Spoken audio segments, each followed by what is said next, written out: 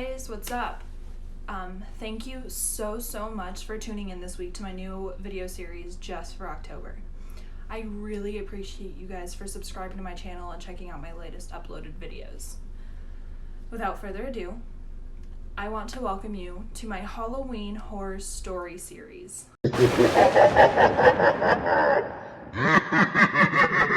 Each week, I will be talking about different horror films inspired by real-life events. So this week, we are investigating one of the most notorious serial killers from Wisconsin. He is known from movies like Texas Chainsaw Massacre, Leatherface, Psycho, The Silence of the Lambs, and Deranged.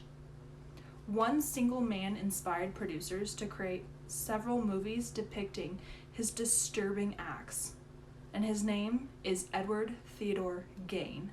Ed was born in a small Wisconsin farming community called Plainfield in the early 1900s.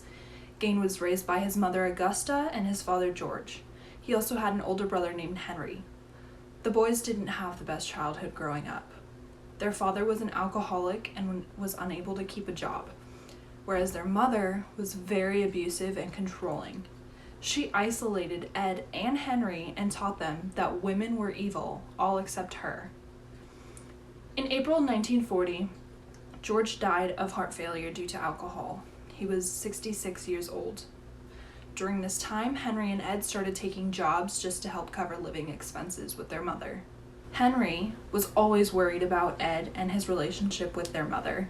He was very attached to her, and Henry would always speak badly about her to him, and he did not like this. In May of 1944, Henry and Ed burned vegetation on their property. The fire began getting out of control, and the fire department showed up.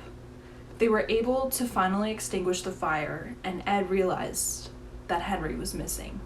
Henry's body was then found, and it was said that he died due to asphyxiation. However, there was no official investigation of his death, and it was later noticed that Ed had bruises on his head. Many thought that Ed actually had killed Henry. Augusta ended up dying due to a stroke in December of 20th, 1945, at the age of 67. Ed was devastated. He said that he lost his only friend and one true love, and he was absolutely alone in the world now. Ed began boarding up rooms in the house, including his mother's room, the upstairs, downstairs parlor, and the living room, just so that these areas can remain untouched. A few years had gone by, and it was now 1957, and a woman by the name of Bernice Ward went missing. She was the owner of the hardware store in town, and after some investigation, it was found that Ed was the last one in the hardware store, and there was proof due to a receipt, and there was also witnesses. So detectives ended up going to Ed's house and searching it. When they went into the shed, they found Warden's decapitated body hanging upside down by her legs with a crossbar at her ankles and ropes tied around her wrists. Her torso was mutilated, and she had been shot with a .22 caliber rifle. After the autopsy, it was found that the mutations were made after she had died. Authorities began searching the house, and what they find is totally gruesome. I'm forewarning you now. They found a wastebasket made out of human skin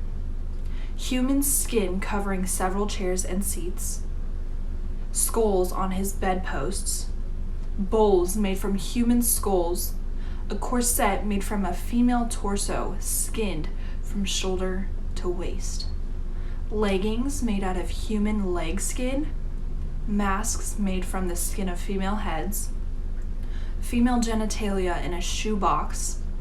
They ended up finding a young girl's dress and remains that made them believe that the victim was about 15 years old.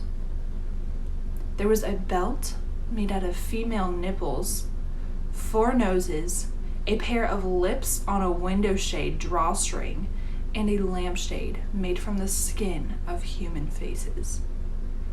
Ed was taken into custody and questioned, and he told investigators that between 1947 and 1952, he would head down to the local graveyard, and at night, he would dig up the buried bodies. He claimed that he was in a daze while doing this, and at times he would wake up while digging and realized what he was doing and go home empty-handed, while other times he would dig up the graves and he took the bodies of middle-aged women that resembled his mother.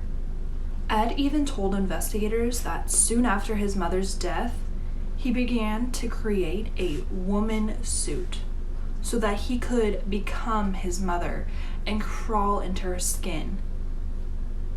Gein was also a suspect in several other unsolved cases in Wisconsin.